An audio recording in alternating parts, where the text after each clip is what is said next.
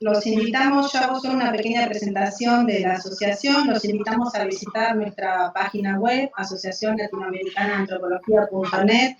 Allí van a poder encontrar todas las líneas de trabajo de la asociación, desde la línea editorial, la revista plural de la asociación, la línea de trabajo de los grupos de trabajo, van a poder ver quiénes son los miembros de la asociación y sobre todo van a poder acceder vía la página de la asociación a la página de nuestro congreso, nuestro sexto congreso ALA 2020, que lo vamos a realizar vía plataforma virtual entre el 23 y el 28 de noviembre, y allí van a poder también ver cuáles son los ejes del Congreso, nuestras mesas redondas, conversatorios, simposios, foros de cine, etc.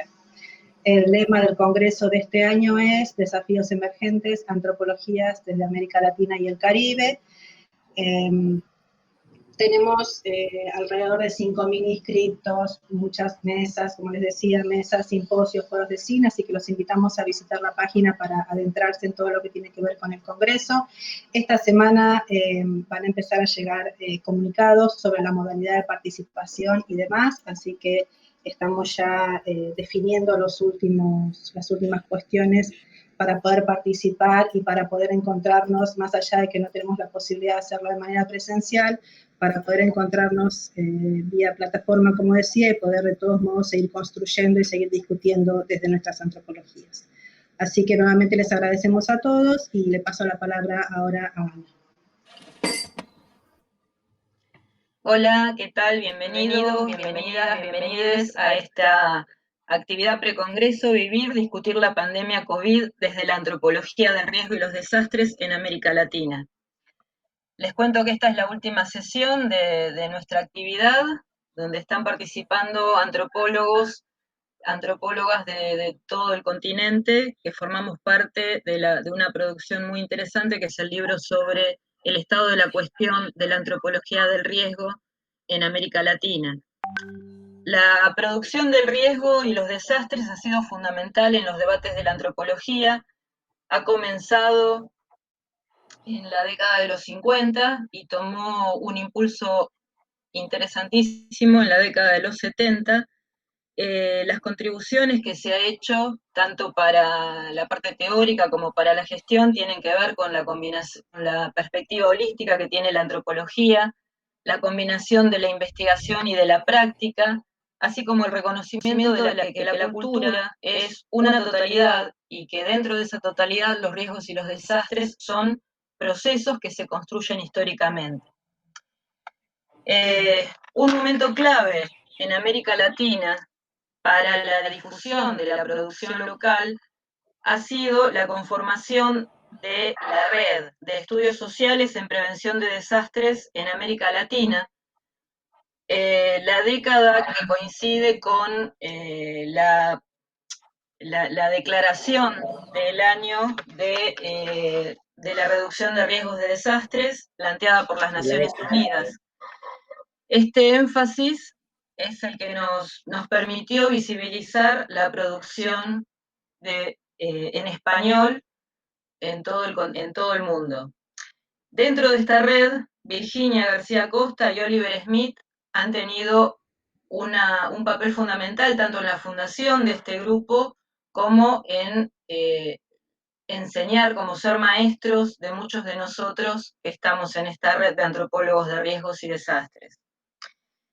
Hace unos meses, les decía, se publicó un libro que se llama La antropología del riesgo y los desastres en América Latina, el estado del arte, fue publicado en inglés por Routledge, y la decisión de armar esta actividad tiene que ver con nuestro deseo de continuar esta reflexión teórica, esta reflexión que nos permite revisar los trabajos etnográficos, que es lo que caracteriza nuestro trabajo. Como no nos podíamos encontrar personalmente en el ALA, bueno, optamos por esta actividad. Las sesiones que hemos tenido desde el día 5, el día 13 y hoy están lideradas por antropólogos conocidos, como les repetía, maestros Oliver Smith, Virginia García Costa, Rogelio Altés, que en este orden han sido unos discípulos de otros y todos los demás somos discípulos de ellos. Hoy volvemos a valorizar este subcampo de la antropología, que es la antropología del riesgo y los desastres, para discutir la pandemia COVID, para reflexionar acerca de ella, acercándonos incluso a la antropología de las epidemias y a otras antropologías que hablan de desarrollo, como bien lo había señalado en nuestra primera reunión Oliver Smith. Así que bueno, les doy la bienvenida y con el deseo de que todos puedan ver de qué manera este subcampo de la antropología sigue contribuyendo a comprender la realidad y a brindar elementos que nos permitan atender hechos y temas urgentes en nuestra sociedad global. Muchas gracias y le paso la palabra a Fernando. ¿Podés o empiezo yo con la moderación? Sí, ¿me escuchan? Perfecto. Ok, sí. Disculpen que tuve este inconveniente técnico. A veces estas mediaciones tecnológicas nos juegan, ¿no? Malas pasadas. Bien, pues tengo el encargo hoy, 19 de octubre de 2020, en la que sería ya la tercera sesión y final, ¿no?, de este seminario Vivir y discutir la pandemia de la COVID-19 desde la antropología del riesgo y de los desastres en América Latina. Esto como parte del precongreso de la Asociación Latinoamericana de Antropología. Bueno, están esta tarde con nosotros tres reconocidos expositores cuya, digamos, trayectoria académica y manejo de la materia que hoy nos convoca garantiza, diría yo, un acercamiento riguroso y pertinente sobre un momento o un episodio que tanta angustia e incertidumbre vienen provocando en la región y en el mundo. Esta sesión comenzará con la presentación de la doctora Virginia García Acosta, luego con Juan Carlos Radovic y finalmente con Roberto Barrios.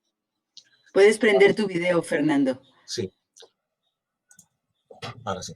Cada uno de ellos dispondrá de más o menos 15 minutos para sus respectivas presentaciones, las que de hecho se efectuarán de consecutivo, o sea, de corrido. Es simultáneo, por supuesto, a las presentaciones. El público podrá hacer sus preguntas a través del chat de esta plataforma Jitsi y también por las redes sociales de la Asociación Latinoamericana de Antropología. Luego de las tres presentaciones, trasladaré las inquietudes, las preguntas respectivas a cada uno de los ponentes bajo el mismo orden. Concluida la fase de las respuestas, me corresponderá hacer una especie de cierre de la sesión. Entonces, sin mayor preámbulo, comenzaré con la primera presentación, que estará a cargo, como dije, de la doctora Virginia García Acosta. Virginia es antropóloga social, historiadora, nacida en México. Ejerce la docencia y la investigación en el Centro de Investigaciones y Estudios Superiores en Antropología Social, ¿no?, de la cual ha sido directora general y también directora académica. Sus áreas de especialidad son la antropología e historia del riesgo y de los desastres en México y América Latina. Ella ha sido acreedora de varios premios y reconocimientos, además que es miembro de la Academia Mexicana de Historia, de la Academia Mexicana de Ciencias y del Sistema Nacional de Investigadores. Tiene una abundante producción sobre su especialidad, sea como autora, editora o coordinadora, destacando entre ellos libros como Historia y Desastres en América Latina, Los sismos en la historia de México, Les catastrophes, l'interdisciplinarité, y últimamente el trabajo colectivo de Anthropology of Disasters in Latin America, State of the Art, del que fue justamente coautora y editora. también tiene otros trabajos, como por ejemplo, coordinados como con Raimundo Padilla, el trabajo que se llama Historia y Memoria de los Huracanes y otros episodios hidrometeorológicos en México, 5 siglos. Entonces, ella hoy día nos va a hablar sobre las inspiraciones, alcances y omisiones en el estudio antropológico de los desastres y ahora de las epidemias en América Latina. Tiene la palabra, Virginia.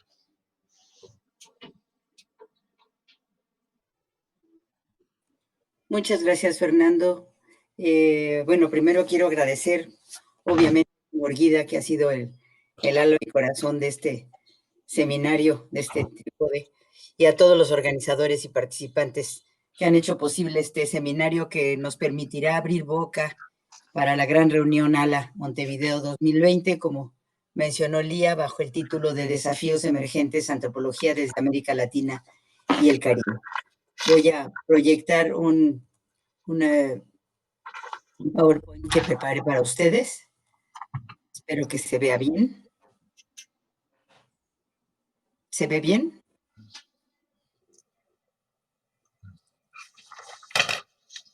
¿Pueden ver el video? Aún no, Virginia. No, todavía no. ¿No se ve? A ver.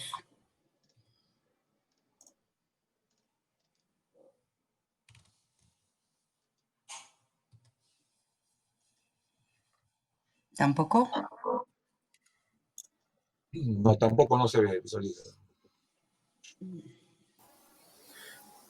Profesor, es que le está cogiendo es la pantalla suya y no la pantalla donde tiene la proyección.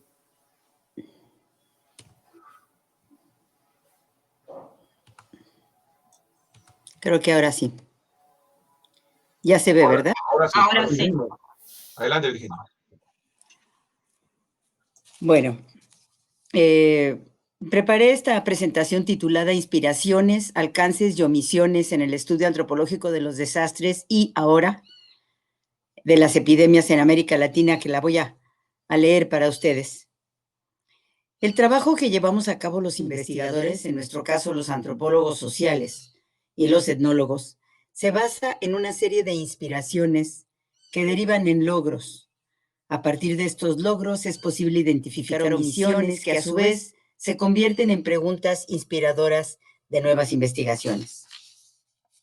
Quiero abordar en esta ponencia, algunas de las inspiraciones, alcances y omisiones que el estudio antropológico de los desastres y ahora de las epidemias, derivado de la intensa experiencia que estamos viviendo, se ha presentado para el caso latinoamericano. Empecemos con las inspiraciones. Las inspiraciones, mismas que animaron también la organización de este seminario Pre-ALA 2020, podemos resumirlas en las siguientes. Primero, la visibilización de la antropología de los desastres en general, que hasta hace unas décadas estaba realmente invisibilizada, particularmente el de su estudio en una región histórica, geográfica y socialmente propensa a su ocurrencia, como lo es América Latina. La presencia, si bien limitada, de la antropología del riesgo y de los desastres latinoamericana en publicaciones emblemáticas como las que aparecen en la pantalla, de Angry Earth, que acaba de tener una segunda edición, a las que se suman ahora nuevas publicaciones aparecidas en las últimas décadas, como las que aparecen en la pantalla. Estos son ya publicaciones de investigadores en particular y Disaster Upon Disaster, que es también un conjunto de trabajos y en las que aparecen algunos que se refieren a América Latina.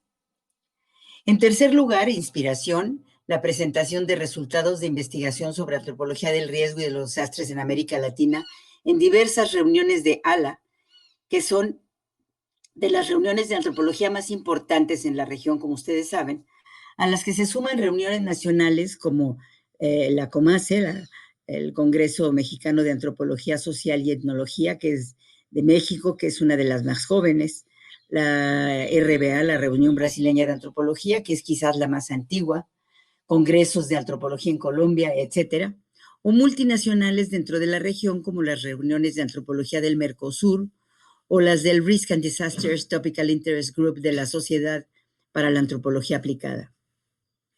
Otra inspiración, la inclusión por primera vez como tema en la edición de la International Encyclopedia of Anthropology, publicada hace un par de años, la creación de una comisión ad hoc en la International Union of Anthropological and Ethnological Sciences, que está encabezada por 2 antropólogas, una estadounidense y otra latinoamericana.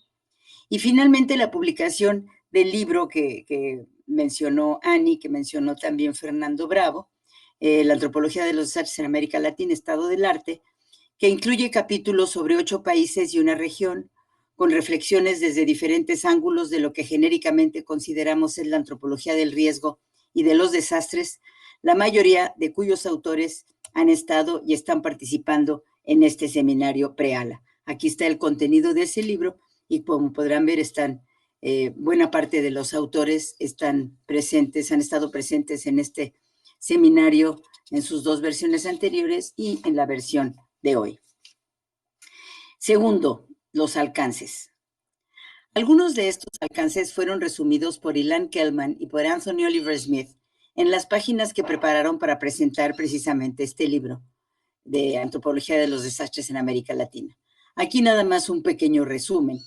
Kelman, que es el responsable de la serie Studies in Hazards, Disaster Risk and Climate Change de la editorial Routledge, donde apareció este libro, considera que esta publicación resuelve preguntas como ¿cuáles son las creencias, los sistemas de creencias, los valores, los intereses, los factores fundamentales y los inhibidores que conducen a nuestras acciones, elecciones y comportamientos que se combinan para reducir, crear o ignorar el riesgo de desastres? ¿Cuáles son los significados y expresiones de culturas, costumbres, éticas, filosofías, normas y valores atípicos, algunos de los cuales abordan la vulnerabilidad, otros que la aumentan y algunas de las cuales no tienen ningún efecto? Dice Ilan Kelman, estudiar a las personas como hace la antropología en este libro significa celebrar nuestra diversidad.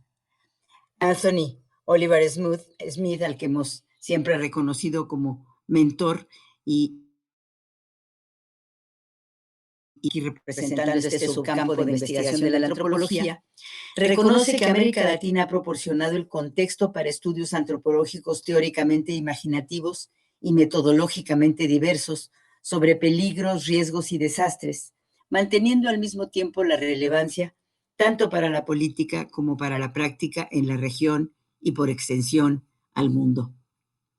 Las variaciones en cada país reflejan no solo la diversidad de amenazas naturales de acuerdo con la geografía, sino también las diferentes tradiciones académicas en antropología y sobre todo las estructuras e instituciones políticas y de gobierno en cada nación. Reconoce, Tony, que este libro marca un punto de referencia importante en el progreso de ese campo de investigación. En efecto, tal como lo señalo yo misma en la introducción, en América Latina los antropólogos habíamos producido mucho, de buena calidad y original, pero la mayoría había sido publicado en español y no sistematizado. Además, muchos más antropólogos de los que pensábamos habían estudiado desastres, aunque no siempre de manera directa, sino que habían sido parte de sus etnografías nacionales o regionales. Hacía falta identificarlas, darles seguimiento y sistematizar esos esfuerzos para darlos a conocer de manera conjunta. En este libro apenas empezamos esta tarea. Otros logros y alcances no menos importantes se relacionan con la identificación de temas comunes que sí se habían identificado, como por ejemplo el reconocer que los desastres son procesos y no eventos, que deben vincularse con el modelo de desarrollo económico vigente y que los riesgos se construyen socialmente.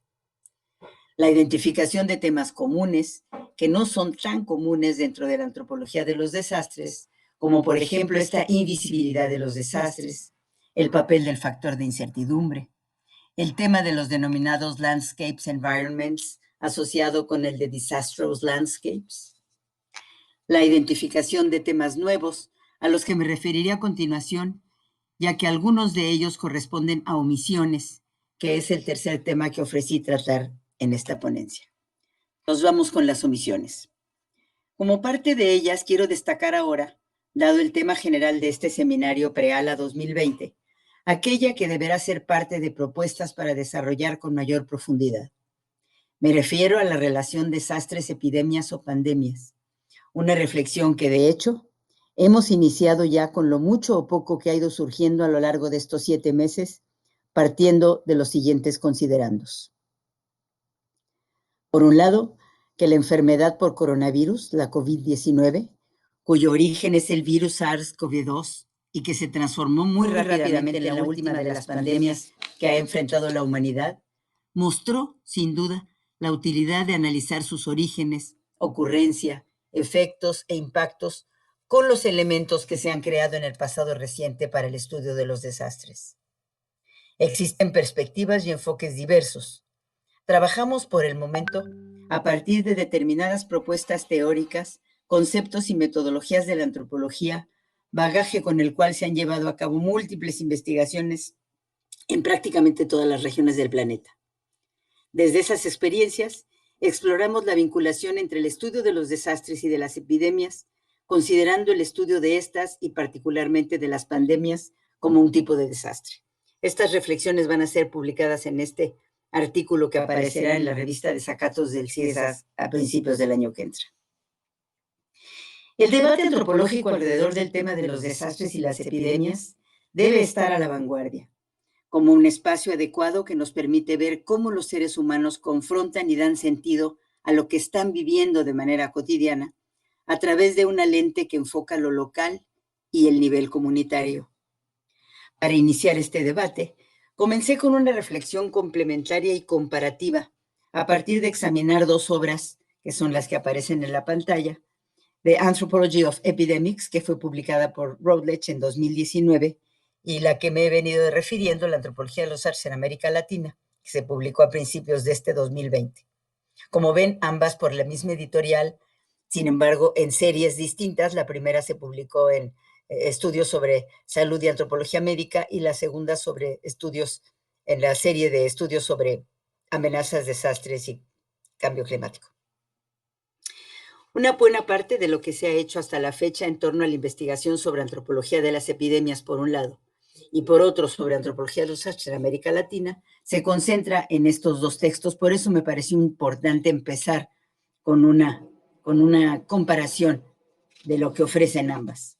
Encontré coincidencias y hasta similitudes, inclusive conclusiones equivalentes que analizo con detalle en ese artículo que les mencioné. Pero lo que llamó brutalmente mi atención fue que los capítulos de ambas obras hagan referencia muy limitada, explícitamente, a desastres, en el caso de las epidemias, y a epidemias, en el caso de los desastres. A tratar de entender este desencuentro, dedico algunas páginas del citado artículo en prensa. Ojalá hubiera más análisis regionales o continentales que permitieran, como en el caso de estas 2 publicaciones, comparar y confrontar para proponer y avanzar. O sea, que diéramos por tener The Anthropology of Disasters en Asia, en África, ¿verdad? En Europa simplemente. Enfaticé antes aquello de las fuentes de información para poder trabajar sobre el tema, porque como todos lo hemos podido constatar, se ha publicado mucho en diferentes medios y no todo es de buena calidad. Por lo cual, para estos primeros análisis, seleccioné de entre lo generado, a partir de miradas y reflexiones antropológicas, lo que consideré más serio y pertinente, dentro de lo cual debo destacar el enorme esfuerzo desplegada por la Asociación Europea de Antropólogos Sociales, al haber dedicado al tema uno de sus números. Incluye más de un centenar de pequeños artículos escritos por antropólogos que se encuentran en diferentes partes del globo. Un centenar de reflexiones cortas a solo un par de meses de iniciada la pandemia, partiendo de preguntas como: ¿cómo podemos manejar las diferentes experiencias y respuestas de todos los países y continentes? ¿Quién puede narrar esta crisis? ¿Cuáles son los efectos a largo y corto plazo? ¿Qué tememos y qué esperamos? ¿Qué nuevas herramientas conceptuales y analíticas necesitamos para comprender e involucrarnos con esta nueva realidad? Realmente les puedo decir que busqué muchísimo. Tengo un banco de datos muy completo sobre lo que antropología en diferentes partes produjo, y este es un esfuerzo considerable que debe tomarse en cuenta y que sirvió para mi análisis, para el inicio de sus análisis. Debo reconocer que no contamos hoy con datos suficientes como para llegar a conclusiones definitivas. Estamos, creo, y estaremos mucho tiempo aún en fase exploratoria. Tenemos múltiples mini etnografías sueltas y dispersas. Es necesario llevar a cabo trabajo de campo verdaderamente antropológico, directo, a escala local y con mirada crítica. Y es necesario alimentarnos de las discusiones y reflexiones que en varios foros han ido surgiendo, como el organizado por el Colegio de Etnólogos y Antropólogos Sociales en México, en el que estamos participando, otros que han surgido en Sudamérica, que están resultando, bueno, nuestro, que está resultando sumamente atractivo y propositivo y que hoy culmina exitosamente. Último tema, una agenda de investigación. Tenemos, por tanto, sobre la mesa la posibilidad de construir una agenda de investigación para la antropología del riesgo y de los desastres a escala mundial y en América Latina en particular. Si bien tanto en algunas de las publicaciones recientes antes citadas aparecen ya propuestas al futuro, ideas de por dónde caminar, de lagunas y omisiones a cubrir, la pandemia de la COVID-19 ha hecho necesaria la reflexión alrededor de una agenda de investigación más amplia que, con la mirada de la antropología, la vincula con los desastres. Y las epidemias con las epidemias. Y las pandemias, a partir de las experiencias derivadas de estos meses en los que hemos sido, como antropólogos y como víctimas de la pandemia, jueces y parte, observadores y participantes obligados. Algunos avances, siempre desde la antropología, de las que puedo dar cuenta por estar involucrada directamente, son las siguientes.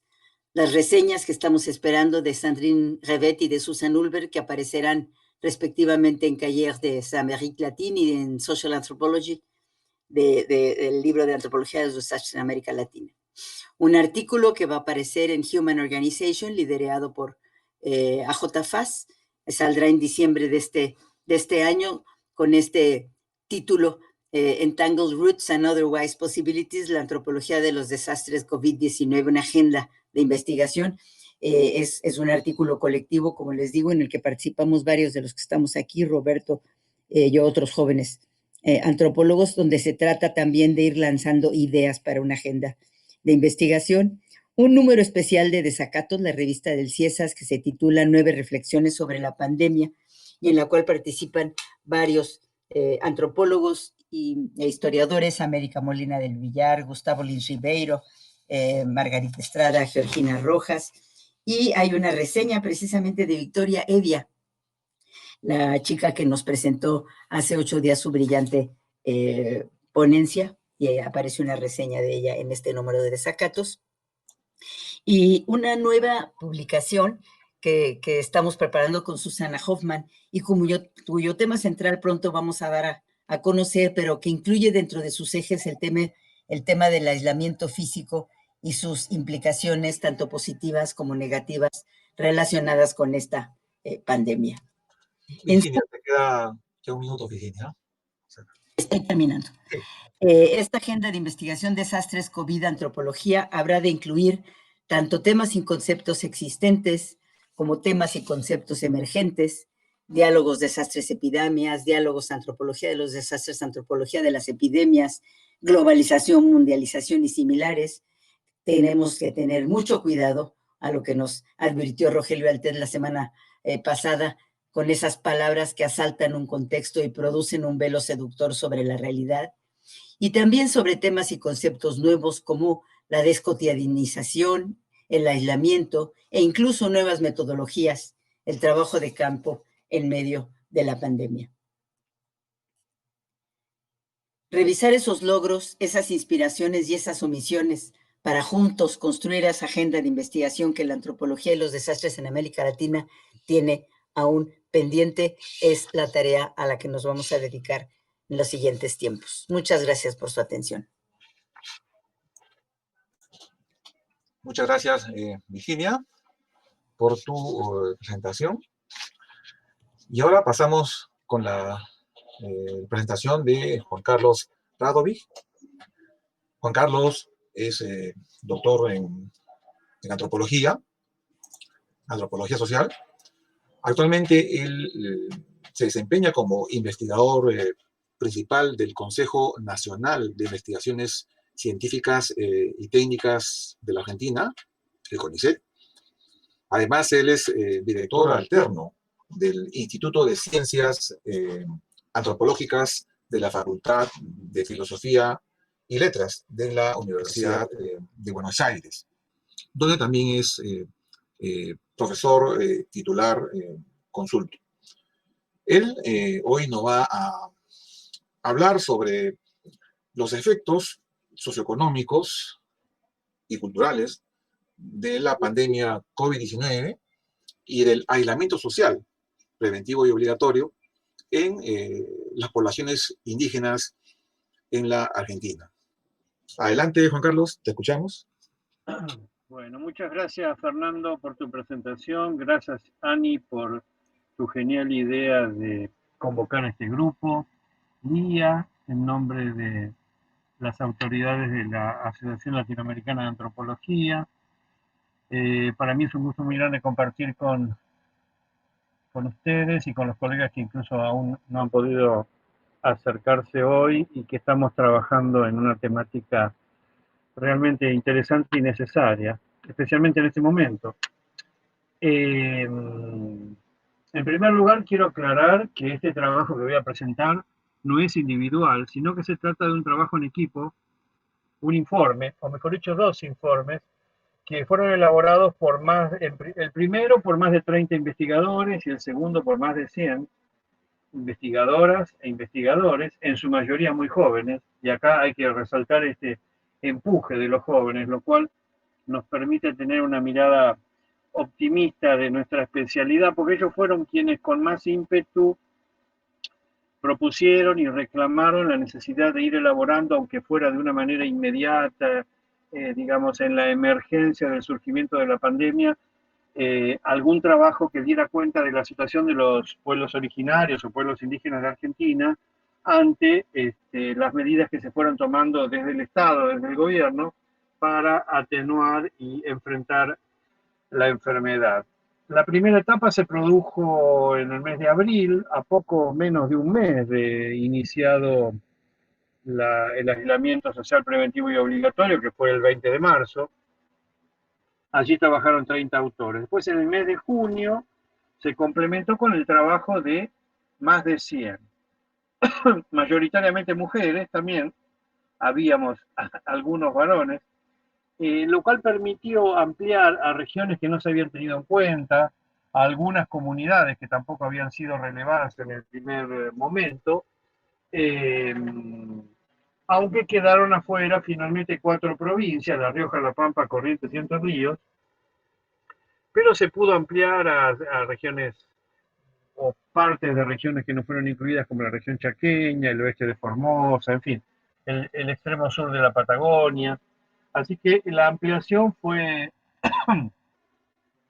interesante por las posibilidades de completar. Lo que hay que aclarar es que este trabajo no constituye ningún censo, ni tampoco pretende ofrecer una mirada exhaustiva y final de la situación de la totalidad de pueblos indígenas del país.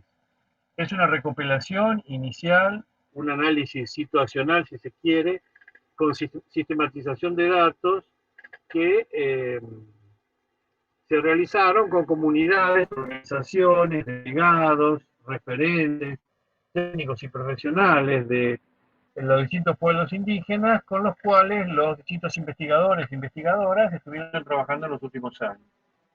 Eso fue posible gracias a un trabajo mancomunado y autogestionado, donde además estos investigadores, que pertenecen a 30 equipos de 12 universidades o incluso de unidades ejecutoras del CONICET. El CONICET es nuestra institución oficial de financiación de la ciencia y la tecnología en el país. Se pudo relevar al 80% de los pueblos originarios y obviamente, como señalaba anteriormente, hubo comunidades y problemáticas que no fueron abordadas ni incluidas. Por lo tanto, este informe es un proceso abierto, preliminar y en constante construcción. Incluso en estos momentos existen ya actividades que se están llevando a cabo para ampliarlo y allá, luego de transcurrido varios meses de esta situación que estamos viviendo.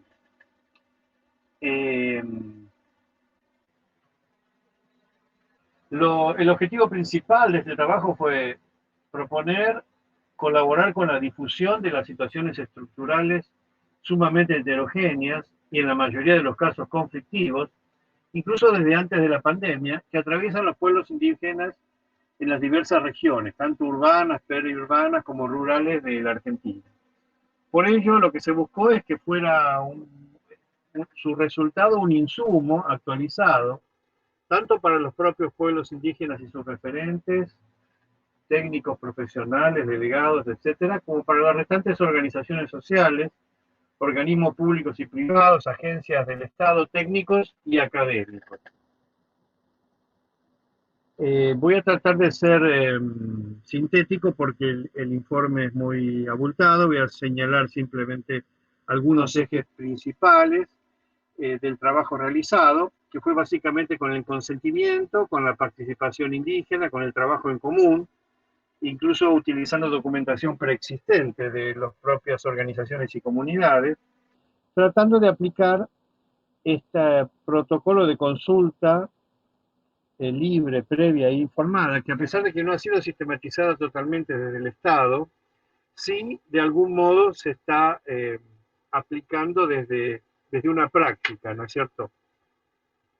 Se ha tomado, por ejemplo, un protocolo existente en la provincia de Buenos Aires para la acción, con la idea de, en este sentido, desde una perspectiva teórico, política y ética, despegarse de ciertas visiones conservadoras que hasta, digamos, hace algunas décadas tuvieron cierta hegemonía en la antropología argentina y que por suerte ahora han sido dejadas de lado. La pandemia y su consecuente aislamiento como medida preventiva provocó varios impactos y efectos que generaron transformaciones de todo tipo en las comunidades, tanto urbanas como rurales. Hubo impactos agravantes, por ejemplo, sobre situaciones de desigualdad preexistentes, donde el agravamiento en general lo dio la discriminación étnica, el racismo, la estigmatización, la criminalización y judicialización de las protestas que en algunas provincias existen, y ya desde hace mucho tiempo, donde la protesta o las acciones llevadas a cabo por las organizaciones en reclamo de sus derechos son respondidas mediante la judicialización de esos reclamos. Hubo impactos económicos muy importantes, especialmente entre la población no asalariada en forma directa, pérdidas de ingresos, paralización de actividades de diversos tipos que no voy a describir, pero que son muy variadas y particulares de acuerdo al pueblo que tomemos en referencia y a las regiones. Desde el gobierno se intentó y se llevó a cabo, a partir de generar ingresos, diversos programas, entre ellos el programa alimentar, la asignación universal por hijo, pensiones, ingreso familiar de emergencia, tarjetas alimentarias, que de diversa manera impactaron favorablemente en algunos casos y en otros no llegaron a tener el efecto esperado debido a que las particularidades regionales de acceso y de posibilidades de inscripción eran difíciles. Eso se intentó modificar. Debemos recordar que el gobierno argentino, el actual gobierno, asumió el 10 de diciembre de 2019 y bueno, 2 meses después o 3 se produjo el comienzo de la pandemia.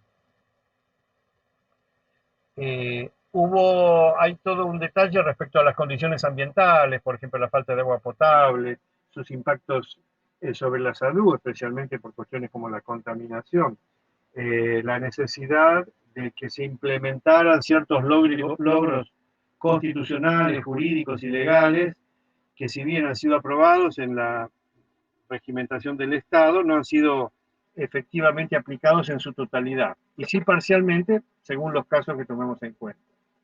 Hay un aspecto clave que es fundamental y es el avasallamientos territoriales, ¿no? Donde la expansión de la frontera agropecuaria mediante la extensión de los cultivos de soja, el neoextractivismo, la valorización inmobiliaria, han generado y han agravado situaciones que hacen difícil las condiciones de vida en este momento. Lo mismo ha ocurrido con efectos del cambio climático, con eventos climáticos extremos, como sequías, por ejemplo, en gran parte del país. Hay un proceso de sequía que lleva más de una década. Hubo olas de frío en la región sur, en la Patagonia, con nevadas extremas. Hubo incendios mortíferos intencionales que arrasaron con áreas forestales, pastizales, áreas protegidas, en este caso vinculados también con intereses particulares de apropiación de esos territorios, generalmente tierras fiscales, para apropiarlas con el fin de incluirlas en procesos o en proyectos de diversas características, ¿no? Acá vemos cómo la acumulación originaria del capital no es una etapa en la historia, sino que es algo que de algún modo lo podemos percibir permanentemente en nuestra contemporaneidad. Y todo ello incrementaron los impactos del COVID-19, superponiéndose de este modo a la ya complicada situación de las comunidades. Un aspecto de, digamos, de contención de los propios pueblos indígenas fueron las políticas o actitudes y medidas comunitarias que tomaron con urgencia para evitar, digamos, los ingresos a las comunidades, un aislamiento propio organizado por las distintas familias. En algunos casos hubo apoyos externos que pudieron efectivizarse en cuanto a la alimentación, a la cooperación, muchas veces basadas en las redes de parentesco, vecindad o de amistad, que son mecanismos que posibilitaron esta resistencia de algún modo o contención. Evidentemente hay que resaltar la heterogeneidad del impacto, ¿no? Sobre distintos pueblos, regiones, medio ambientes, tanto el ámbito rural como el urbano, el trabajo. Acá hay un dato interesante que tiene que ver con algo de lo que mencionaba la semana pasada el informe de Gonzalo y de Luis Campos, donde señalaban que allí donde hubo trabajo asalariado de las maneras menos protegidas para los trabajadores, el impacto del contagio fue mayor. Lo mismo podemos afirmar aquí, ¿no? Donde hubo, digamos, formas de explotación que existen desde hace mucho tiempo y con una gran violencia, como para dar un ejemplo, el departamento de Ledesma, donde hay un ingenio azucarero. Allí se dio uno de los índices mundiales más elevados de contagio, disonantes con los promedios del país, pero precisamente por la falta de protección a los trabajadores, donde los patrones no de ninguna manera acataron las disposiciones del Estado respecto a cómo proteger el trabajo en determinadas circunstancias.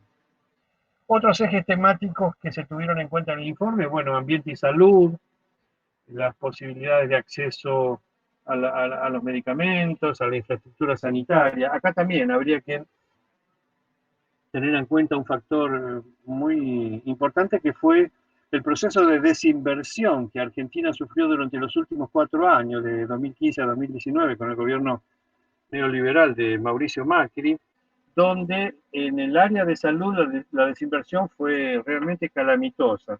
Esto contrasta incluso con los datos que nos contaba la semana pasada nuestra colega Victoria Evia, que recién acaba de mencionar Virginia, respecto al crecimiento en inversión en salud que hubo en el Uruguay durante 15 años consecutivos, ¿no? Y con incrementos cada año superando la inversión anterior. Eso llevó a que Uruguay pudiera, aún con un gobierno de otro color, enfrentar la pandemia de una manera favorable. Aquí ocurrió todo lo contrario, un proceso de desinversión que, para dar un ejemplo, 600.000 dosis de vacunas vencidas estaban depositadas en la aduana del puerto de Buenos Aires, hospitales sin inaugurar, en fin, toda una serie de descuidos y de negación, bueno, la destrucción de la desaparición del Ministerio de Salud, por ejemplo, y Ciencia y Técnica. El acceso a la información y a la justicia también fue otro ítem señalado en el informe por nuestros colegas, donde la violencia territorial, de género, abusos policiales, muchas veces era dificultosa de llevar al plano de la justicia, lo mismo que la información que se enviaba sobre protocolos para enfrentar la pandemia, precisamente a veces por falta de accesibilidad a las redes mediáticas, a internet, en fin. Ello llevó a que hubiese cierto desconocimiento en algunos lugares, la falta de explicación o de algún modo de articulación de un modo intercultural llevó a la desconfianza de las comunidades, que muchas veces han sufrido políticas negativas. Entre las recomendaciones, sí, ya ¿Te quedan unos minutos? Sí. Bueno, las recomendaciones principales estuvieron relacionadas con el cumplimiento de disposiciones legales, efectivizar el derecho a la consulta vinculante, establecer mecanismos de participación protagónica, y tanto en salud como en educación, instrumentar una interculturalidad efectiva mediante diversas propuestas que tienen, bueno, un detalle que no voy a desarrollar, evidentemente por la falta de tiempo. Lo que sí también estuvo presente permanentemente es una situación de batalla cultural o de guerra cultural que existe desde ciertos medios hegemónicos en la demonización de los pueblos indígenas y sus prácticas cooperativas, comunitarias, muchas veces presentándolas como enfrentadas al derecho a la propiedad privada como la máxima, el máximo derecho a defender en el marco de nuestra nación. Bueno, muchas gracias. Bien, agradecemos a Juan Carlos por su sugerente presentación. Finalmente está con nosotros Roberto Barrios.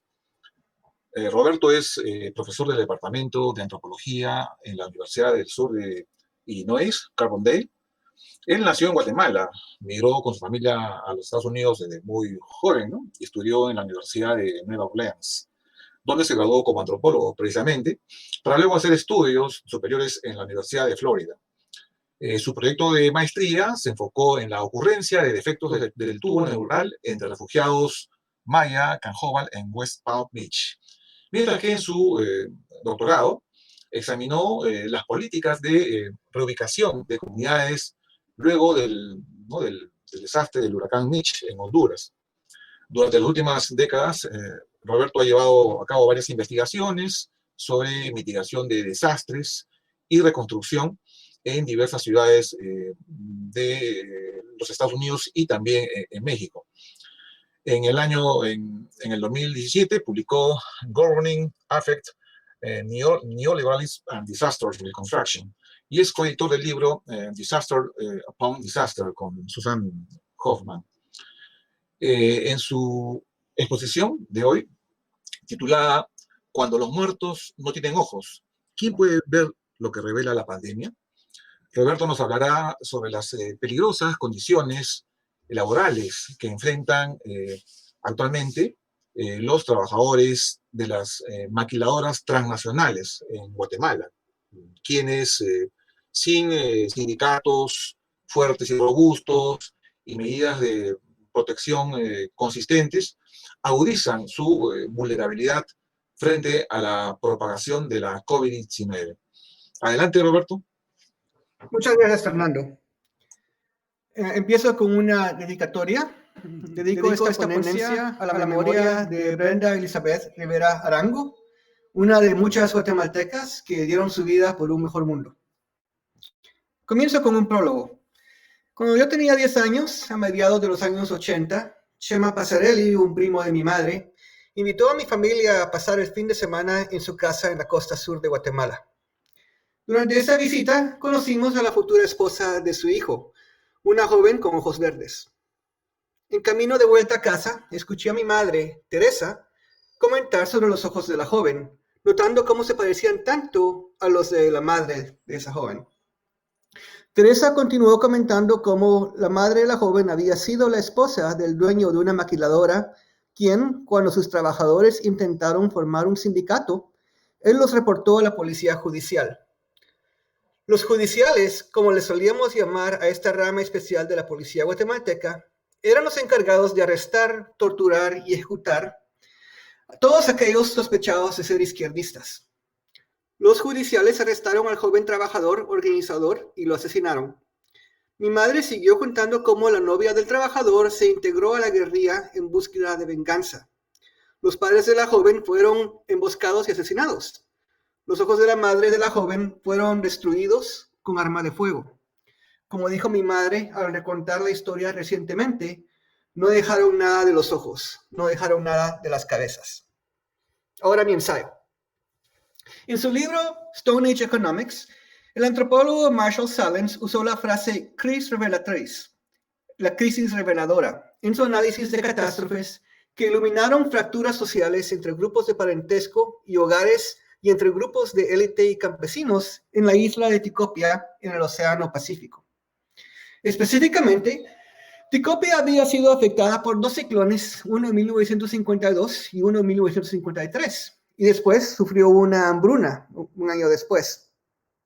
Antes de los ciclones, antropólogos habían documentado cómo la población polinesia de esta isla articulaba discursos que representaban a las relaciones entre miembros de grupos de parentesco como participando en un sistema de reciprocidad generalizada. Después de los ciclones y durante la hambruna, en cambio, antropólogos notaron cómo los sistemas de reciprocidad se redujeron a simplemente los miembros de hogares individuales. Al mismo tiempo, los campesinos de la isla comenzaron a robar comida de los jardines de las élites, también rompiendo con discursos hegemónicos sobre el respeto a las pertenencias de las élites tribales. Para Sahlins, esta fue una crisis reveladora que señaló fracturas sociopolíticas usualmente escondidas por narrativas utópicas de reciprocidad y orden social. Sahlins también comparó el caso de Tikopia al de Hawái, donde la historia local cuenta con varios casos de insurrección, los cuales él también reconoció como crisis reveladoras. Una diferencia importante entre los dos casos para Sahlins es que las crisis reveladoras de Tikopia no resultaron en una insurrección total o cambio social, mientras las crisis de Hawái sí resultaron en revueltas que llevaron a cambio sociopolítico. ¿Por qué esta diferencia en resultados entre las dos crisis? Para Sahlins, el caso de Tikopia fue causado por lo que él definió como un agente externo, los ciclones, mientras el caso de Hawái fue causado por las contradicciones del modo de producción de los polinesios. Desde una perspectiva marxista, la crisis de Hawái fue hecha por la propia historia hawaiana, y la madurez, como él le llamó, del sistema hawaiano, llevó a que hubiera una insurrección total. Es importante que en este libro, Sahlins redujo al desastre a la amenaza y que vio a los ciclones y el desastre que causaron en Tikopia como un agente externo a la sociedad, que ya sabemos muy bien por los avances en la antropología de los desastres, no es el caso. Los desastres nunca son externos, son engendrados por las propias prácticas sociales, como ha expuesto muy bien la profesora Virginia García Costa. Al mismo tiempo, también Sahlins articula una teoría sobre crisis y cambio social, principalmente basada en un análisis marxista que enfatiza el rol de estructura sobre el de la agencia humana. Son las contradicciones en sí, el propio sistema estructural, que cuando madura lleva a una revolución y no antes. En los años 90, Jacqueline Soloway y Anthony Oliver Smith prestaron el concepto de crisis reveladora de Sahlins, indicando que las fases catastróficas de los desastres son momentos cuando, y aquí es una cita de un artículo de Anthony Oliver Smith, cuando las características fundamentales de una cultura y sociedad son puestas a la vista por la reducción de prioridades a las necesidades sociales, culturales y materiales básicas. Desde el inicio de la pandemia de COVID, han habido un gran número de comentadores sociales e investigadores que han hecho el caso que la pandemia revela la insostenibilidad inherente y violencia estructural del capitalismo neoliberal, y que esta revelación llevará a la adopción de prácticas que yo les llamaría de seguridad biopolítica, en Estados Unidos quizás llamarían esas prácticas socialismo. Digamos, sistemas de salud pública que están bien apoyados por un gobierno central, seguridad ocupacional y regulaciones que protegen a trabajadores de riesgos, ya sean de toxinas o de viruses, mejores sueldos, etc. En sí, estos autores argumentan que la pandemia revela la inhumanidad y falta de sustentabilidad del capitalismo, y esta revelación llevará a cambio social. Parte de la problemática del concepto de crisis revelatriz es que en ciertas ocasiones sus usuarios asumen que todos los observadores de los desastres los observan desde el mismo punto de vista epistemológico, específicamente la ecología política y la teoría de la vulnerabilidad. Esto lleva a que no tomemos en serio el análisis de las diversas perspectivas epistemológicas que incluyen al neoliberalismo y al modernismo, desde las cuales los seres humanos observan las catástrofes y narran lo que esas catástrofes les revelan y hacen decisiones de cómo responder a una catástrofe. Ese es un tema de gran importancia en los estudios sociales de la ciencia, donde historiadores como Stephen Shapin y Simon Schaffer han notado que al centro del método científico se mantiene un debate sobre cómo establecer consenso analítico entre investigadores sobre lo que han observado durante un experimento.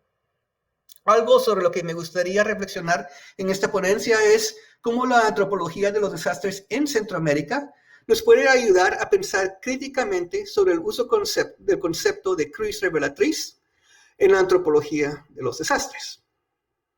Para mi análisis me gustaría comenzar con una historia publicada en el periódico inglés The Guardian, que salió el 6 de agosto de este año.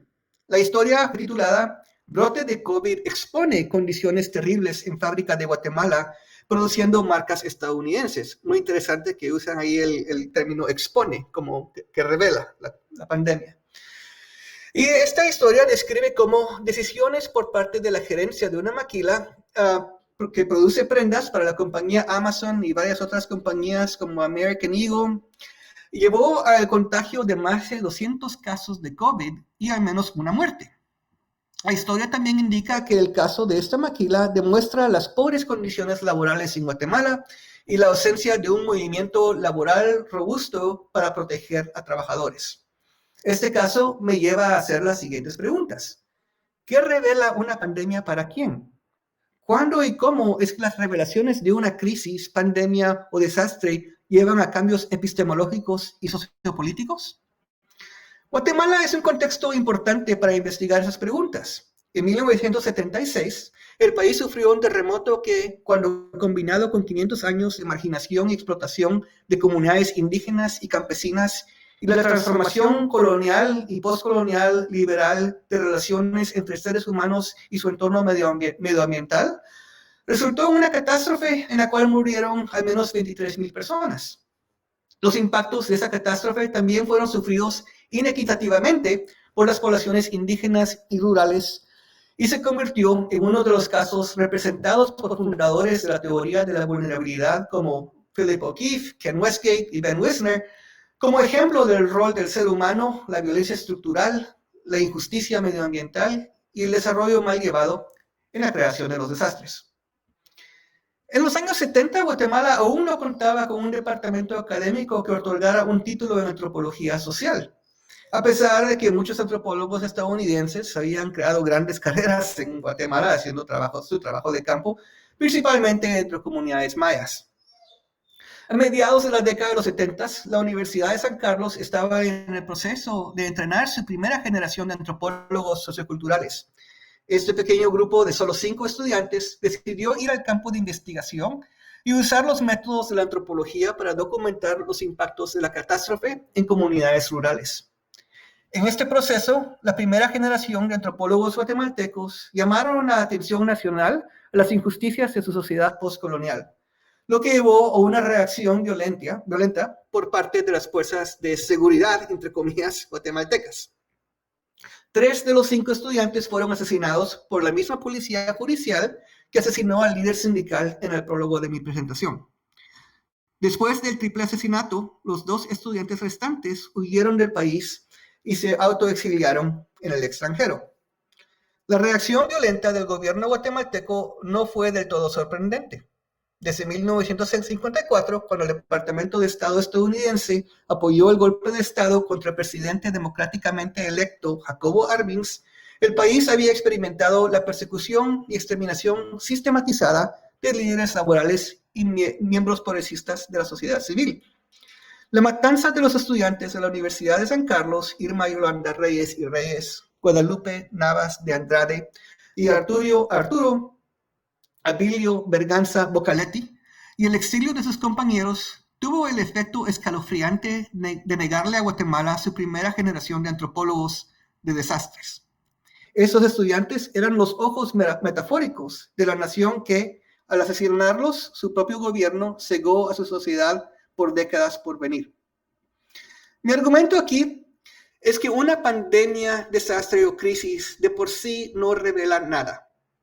Las crisis reveladoras, en cambio, son el producto de una relación epistemológicamente mediada entre un evento catastrófico, un observador epistemológicamente situado y un contexto sociopolítico que juega un rol crítico en formar, a veces violentamente, esa perspectiva epistemológica. La persecución de académicos y líderes civiles y laborales en Guatemala durante 70 años está jugando hoy en día un rol significativo en darle forma y magnitud a la pandemia de COVID y en determinar qué le revela a quién y cómo. Termino con llamar la atención, ¿no? Esta condición que me gustaría llamarle, hablamos un poquito sobre injusticia medioambiental, pero creo que también es importante pensando en qué revela esta pandemia a quién y cómo podrían llevar esas revelaciones a cambio social sustantivo. Es importante también hablar sobre el concepto de justicia académica. Hasta hoy en día, aunque Guatemala es un lugar muy reconocido en la academia norteamericana como un sitio de gran investigación y avance académico antropológico, el avance en la profesión en sí en Guatemala se mantiene extremadamente subdesarrollado. Creo que las organizaciones como la American Anthropological Association y la Wenner-Gren Foundation tienen una obligación ética y moral en apoyar el avance, especialmente de programas de estudio de posgrado en antropología social, los cuales siguen sumamente subdesarrollados.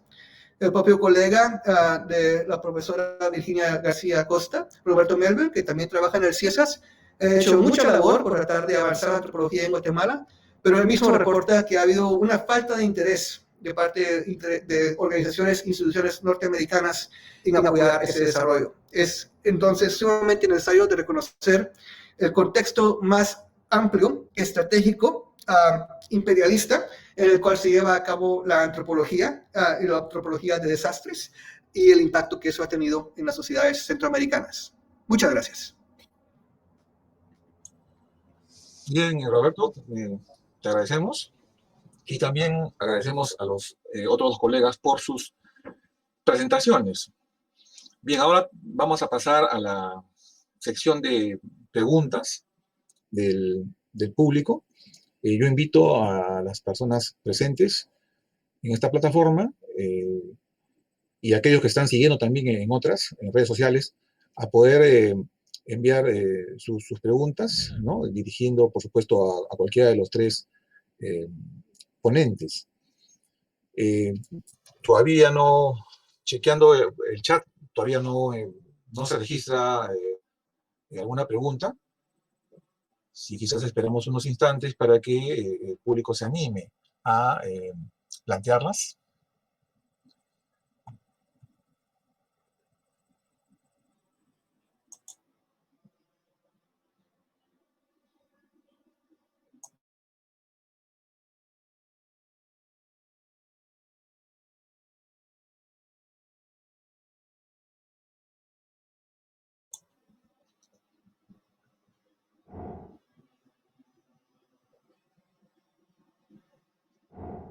Tenemos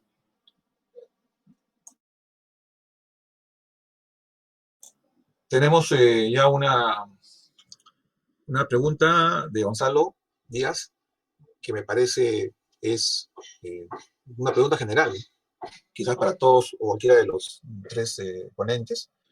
diciendo a los y a las expositores de hoy, ¿cuáles creen que puedan ser los aportes concretos de la antropología en el contexto COVID-19? Ani Murgida le envía una interrogante a Virginia. ¿Sí? Dice, ¿qué diferencias has logrado encontrar entre las reflexiones desde el comienzo de la pandemia hasta este momento, en términos teóricos, ¿no? Y del campo de la antropología de riesgos y desastres?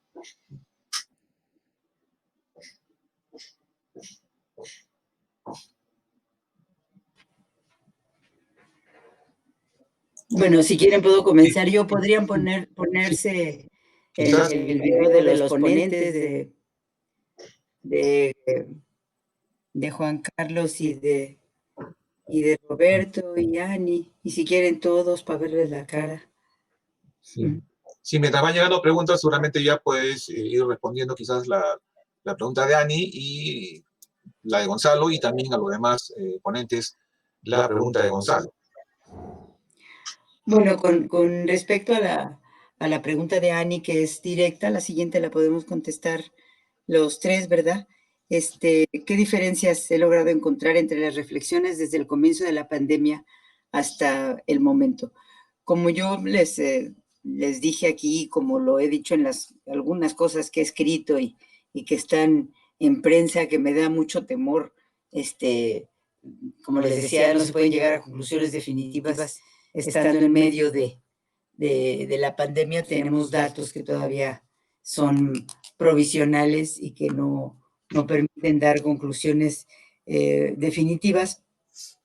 Pero lo que sí he encontrado es que temas que yo pensaba que eran los importantes se han ido desdibujando y algunos otros temas han ido surgiendo como importantes.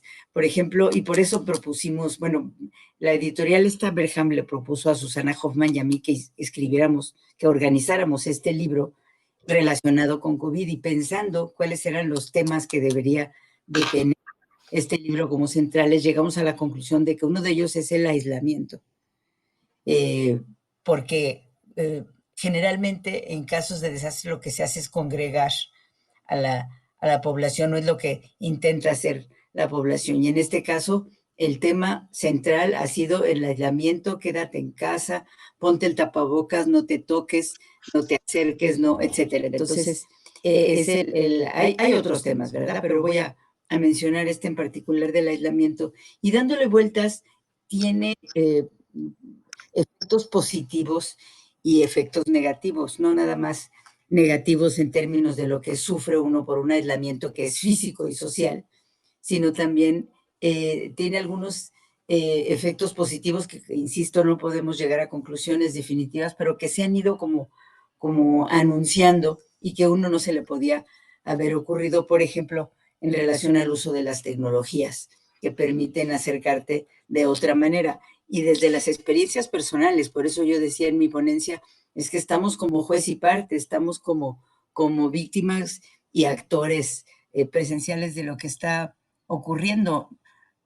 A mí nunca me ha tocado estar en un desastre asociado con una amenaza natural como tal, como a muchos de los desastrólogos les ha ocurrido y que por eso han dedicado a estos temas. En 1985 me tocó, pero con el temblor, pero de manera paralela. Pero en este caso, estamos todos, en todo el mundo, involucrados. Algunos somos antropólogos, entonces algunos lo veremos con estos lentes, y creo que esta pregunta va a tener múltiples respuestas, dependiendo cómo se va pasando el tiempo y la experiencia y desde dónde la vivimos, ¿no? Y hacer trabajo de campo, por supuesto. Hay otra pregunta dirigida a Virginia, quizás aprovechamos que ya está y luego planteamos la pregunta general de Gonzalo para los dos otros expositores, ¿o prefieren que los otros dos intervengan ya? No sé que hablen también ellos, no todo yo. Okay. Juan Carlos y Roberto, ante la pregunta de Gonzalo, ¿no? ¿Cuáles creen que puedan ser los aportes concretos de la antropología en el contexto COVID-19? Bueno, yo puedo contar la experiencia que hemos vivido luego de la realización de este informe, donde hubo creciente interés, a partir de una eficaz difusión del mismo, por parte de autoridades en distintas agencias del Estado, motivo por el cual el informe fue presentado, discutido, escuchado, criticado, con opiniones, en fin, y con la necesidad por parte del Estado, precisamente con un gobierno que recién tomaba las riendas de las políticas que intenta llevar a cabo, de obtener información, por lo cual constituía en gran medida un insumo importante en algunos lugares. Hubo espacios donde fue ignorado también, pero en general tuvo una gran aceptación.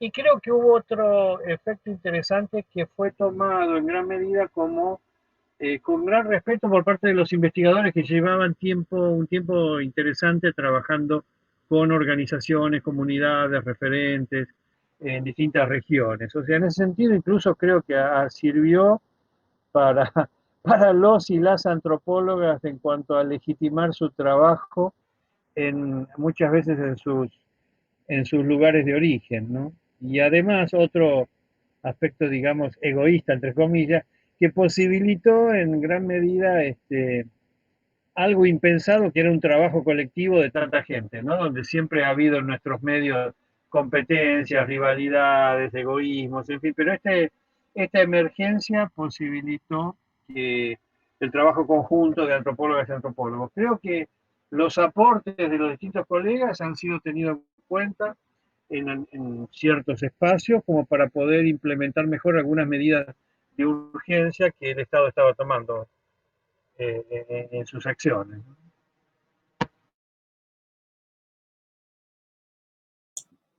Roberto. Respondiendo a la pregunta de Rogelio, bueno, creo que es muy básico, ¿no? Lo que aporta antropología de los desastres, que no es único la antropología de los desastres, creo que también es parte de la antropología de las epidemias.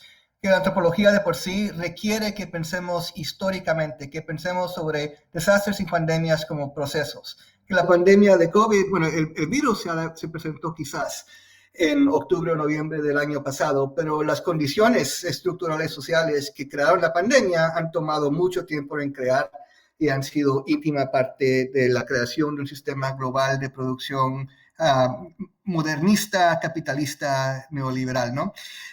Entonces, eso creo que es un aporte principal que requiere que comencemos a reflexionar cómo podemos mitigar esta pandemia en el futuro. Pero eso nos lleva al tema de mi ponencia en sí, que no solo es el reconocer a las catástrofes y las pandemias como situaciones que tienen grandes historias, que están íntimamente relacionadas a lo que aceptamos como la normalidad cotidiana, que es la realidad que muchos queremos regresar, que causó la pandemia, pero también que las pandemias y los desastres son procesos interpretativos, ¿no? Podemos tomar la noción aquí de Clifford Geertz, de notar que también son sujetos a interpretación y que el ser humano es un ser interpretativo y que las interpretaciones, sabemos muy bien, varían tremendamente.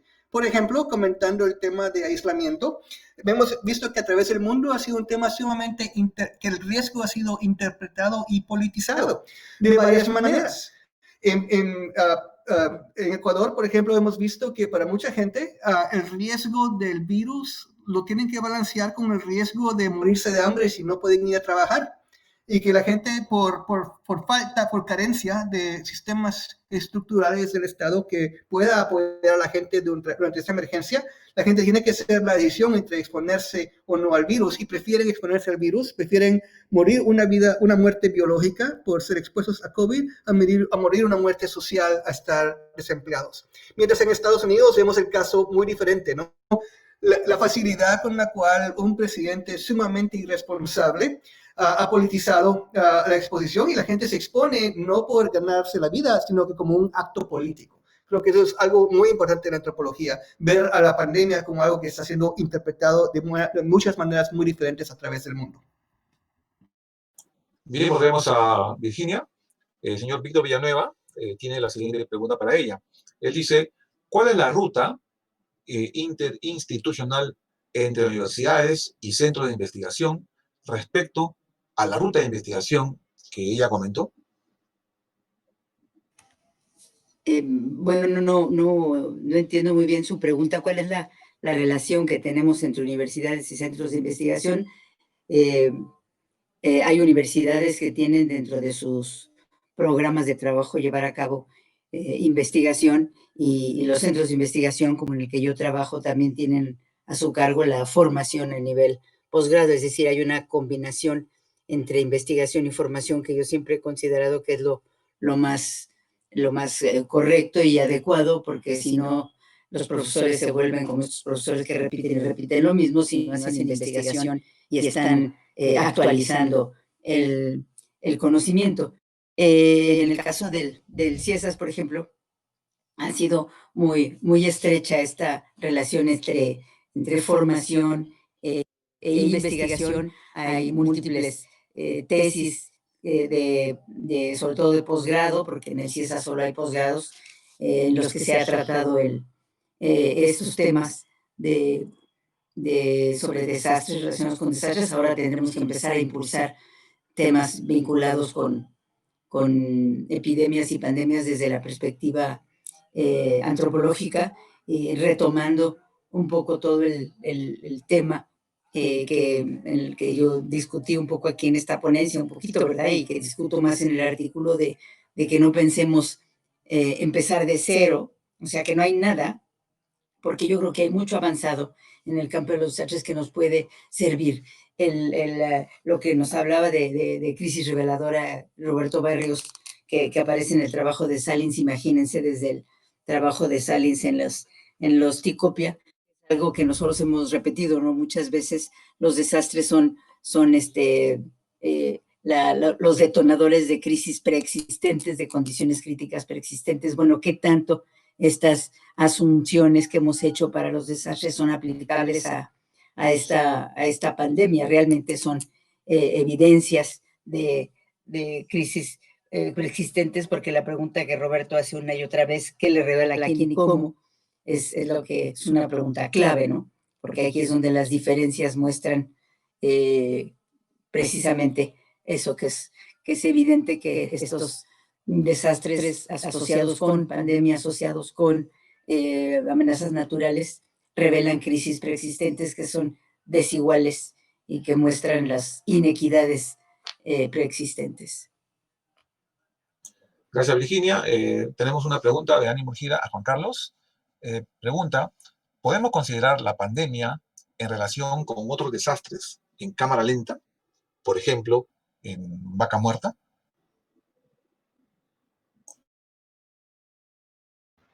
Buena pregunta de Ani. Lo de Vaca Muerta, para explicarlo a los compañeros de otros países, es un sitio de explotación de hidrocarburos donde se aplica la técnica del fracking y donde hay varias comunidades indígenas del pueblo mapuche en resistencia y lucha por la defensa de su territorio, el medio ambiente, su producción, etcétera.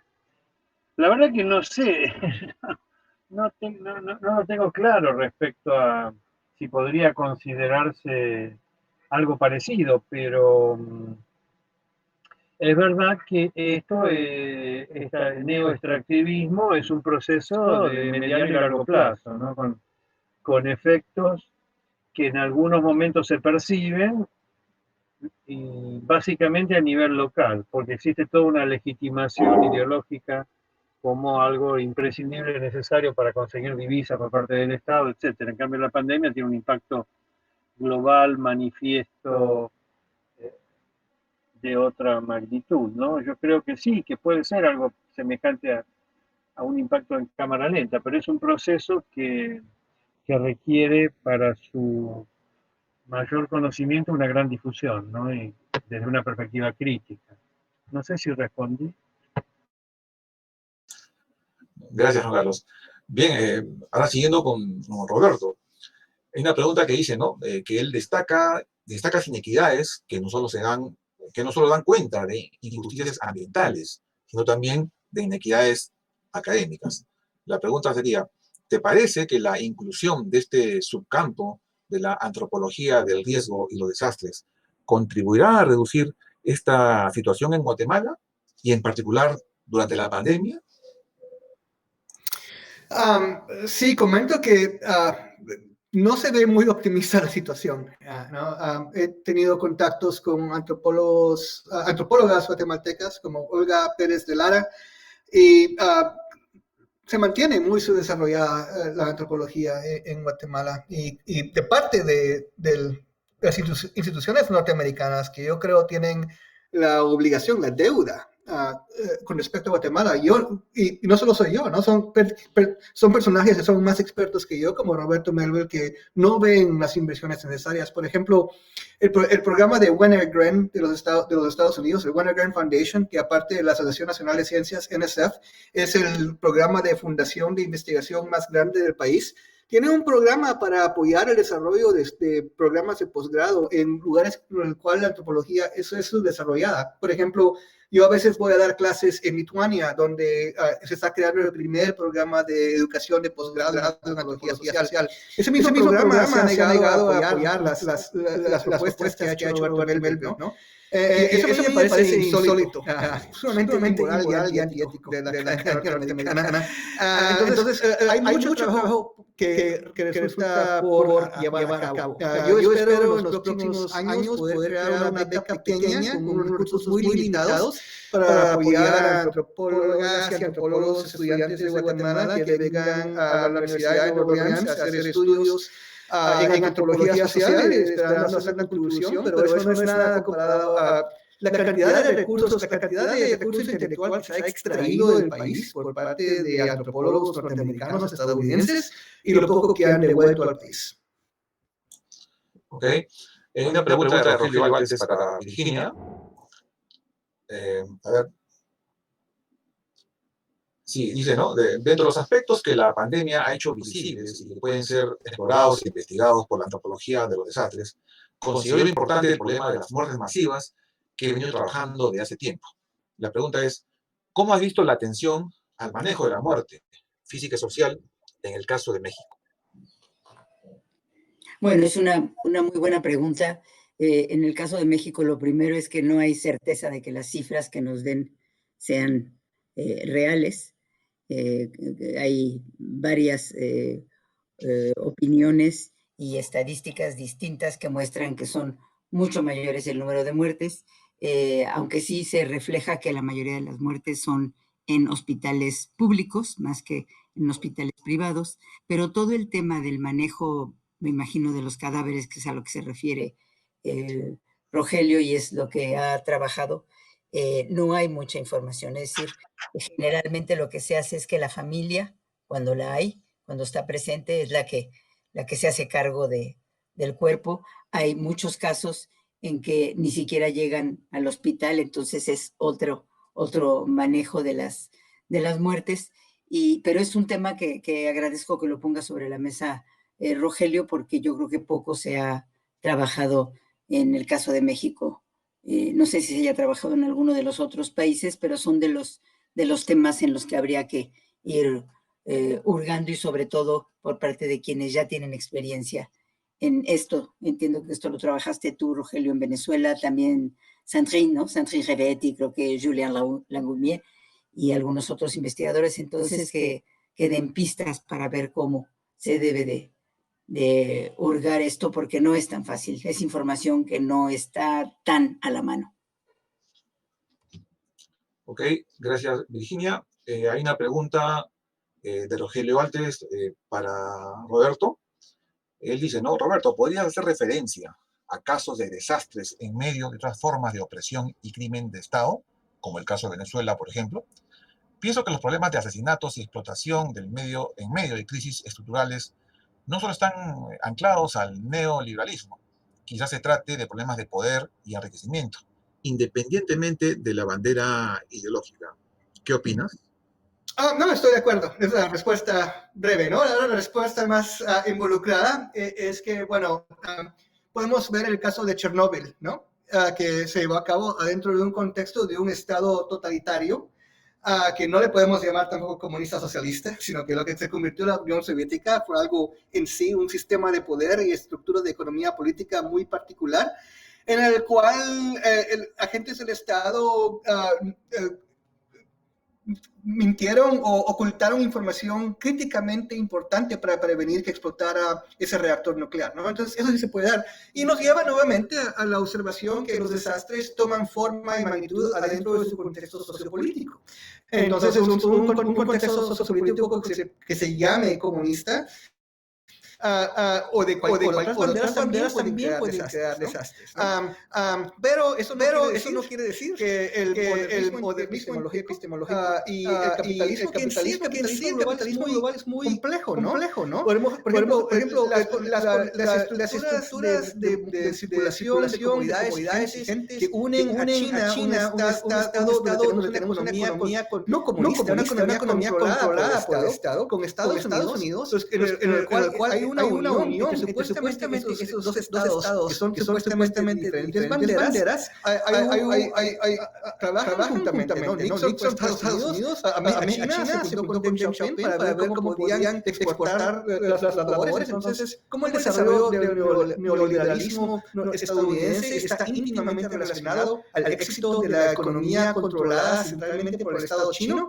Es un tema de gran complejidad, ¿no? que nos lleva a ver, sí, que, bueno, se podemos usar términos como neoliberalismo, pero a veces caen cortos de realmente poder describir estas conexiones globales, que sí al centro de ella está un modernismo epistemológico. Lo que el capitalismo y el comunismo tienen en común es que ambos son el producto de sistemas modernistas de pensar sobre la soberanía y el propósito de la soberanía estatal.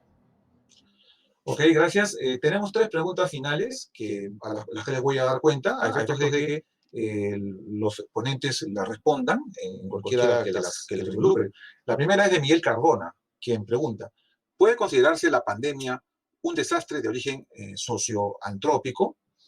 Luego, Cristian Carillo pregunta: uno de los enfoques teóricos dados por Oliver Smith son los estudios a largo plazo. Y pregunta: ¿existen cambios a gran escala que se puedan destacar como resultado de pandemias pasadas, como por ejemplo la gripe española, pero también quizás en menor grado las epidemias del cólera de los años 90 y la H1N1? Al menos, sí, dice, ¿no? la cual al menos en mi país han quebrado la estructura gubernamental, pero nunca se ha hecho nada. Y finalmente está la pregunta de Javier Tax, dirigida a Virginia, quien dice, ¿no? En tus lecturas has encontrado referencias al análisis de la antropología del riesgo y desastres de nuestros colegas en Oriente, chinos, coreanos, tanto de escala local como global, a partir de su vivencia del COVID-19. En caso positivo, ¿están aportando algunos conceptos o visiones heterodoxas y originales? Esas son las 3 preguntas y quizás, ¿no?, los 3 ponentes puedan responderlas en la medida que estas los involucren.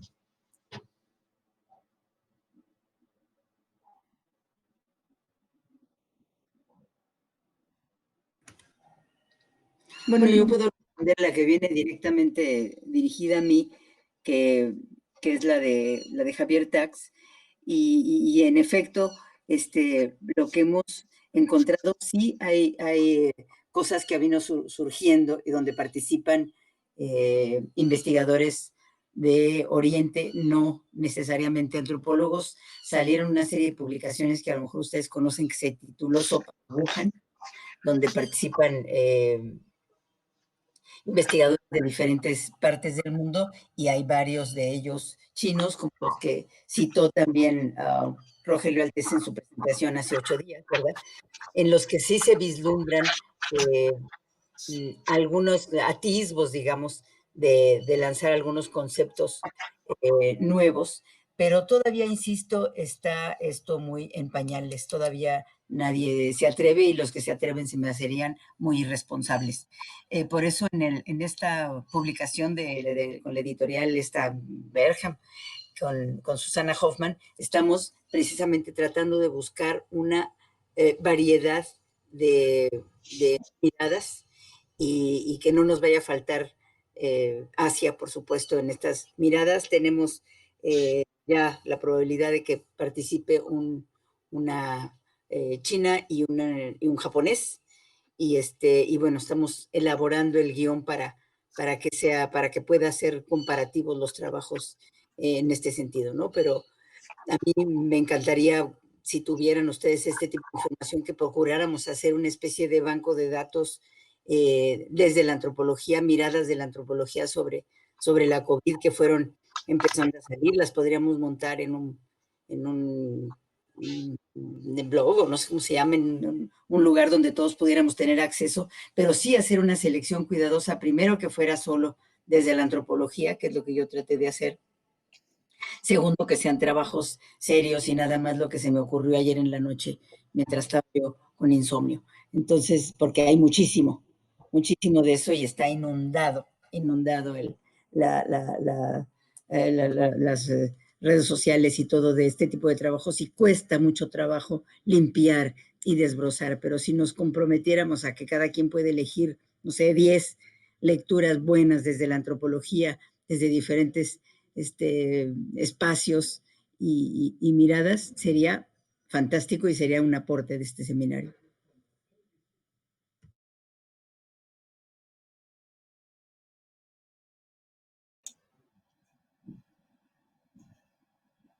Juan Carlos o Roberto, si... Bueno, yo puedo comentar sobre la pregunta: ¿puede considerarse la pandemia un desastre de origen socioantrópico? ¿No? Y para crear un poco de conversación, voy a decir algo controversial, ¿no? Muchas veces escuchamos el concepto del término que los desastres son socialmente construidos. Y lo que a mí me ha parecido últimamente es que tenemos que hacer una nueva intervención en esa noción fundamental de la antropología de desastres. Que ha habido muchos avances en la antropología de la ciencia que se han enfocado también en reconocer el rol de la agencia no humana, la agencia material, ¿no? Y eso no quiere decir que no tenemos que poner atención a las prácticas humanas que crean desastres, pero una cosa que hemos visto muchas veces en la antropología de la ciencia y también en la antropología de desastres es que muchas veces las catástrofes toman forma en la interacción del ser humano con el medio ambiente y la manera en que el mundo material reacciona a las acciones e intenciones humanas. Un ejemplo rápido, por ejemplo, es que lo que llamamos la radiación nociva de las armas atómicas, los físicos más calificados del mundo trabajaron en el proyecto Manhattan, no tenían manera de saber de antemano que la radiación iba a surgir. La radiación nociva surgió en el momento de práctica. Que el ser humano, al intervenir el medio ambiente y la materialidad del mundo, puede reaccionar de maneras no esperadas. En los casos de estudios de desastre que yo he hecho en el sur de Luisiana, por ejemplo, de Katrina, hay muchos casos en los cuales el cuerpo de ingenieros del ejército estadounidense hace estudios extensos sobre el impacto medioambiental de un proyecto de desarrollo. Y lo que sucede una y otra vez es que cuando se pone en práctica el proyecto, el mundo material reacciona de maneras no esperadas. Entonces, al decir que el origen de un desastre es específicamente humano y antrópico, pierde esa parte de reconocer esta interacción entre la agencia humana y la agencia no material, que yo creo que es muy importante conocer la antropología de desastres. Entonces, tenemos que pensar sobre origen socionatural, no específicamente antrópico. Tenemos que reconocer la parte material y la parte humana. Ahí Lía nos está pidiendo de la necesidad del cierre. No sé si Ani, Fernando. Sí. Perdón, ahora Fernando hace el cierre, después yo hablo 2 palabras y después le toca a Gonzalo Robeto como cierre del ala. Ok, entonces intentando hacer este cierre de las presentaciones, quisiera empezar a hacer algunas referencias, algunos señalamientos a partir de la presentación de Virginia y también con el tiempo que tenemos. Destaco de su presentación esta, ¿cómo llamarla, ¿no? Esta sucesión de inspiraciones, alcances, logros y omisiones, que parece ser una ruta, ¿no? Sui generis, para continuar haciendo ciencia social desde la antropología del riesgo, y cuya resultante es, diría yo, el enriquecimiento de la disciplina, pero también la necesidad de flexibilizar los métodos de investigación, ¿no? Hablando de trabajo de campo, etnografías, eso habría que ver cómo se adapta, cómo se flexibiliza durante el presente episodio, pero también el diálogo con otras especialidades. Pero sobre todo, la recordación permanente de que la realidad social globalizada, ¿no? es dinámica, ¿no? Es cambiante, inestable y hoy día, sobre todo, impredecible, ¿no? Por lo que tenemos que aprender a jugar, ¿no? En escenarios cambiantes y poco esperados. ¿Quién sabe, ¿no? Si luego de esta pandemia, qué más podría venir? Ahora, respecto al asunto de las agendas de investigación, ¿no? Si bien es cierto que, como dice Virginia,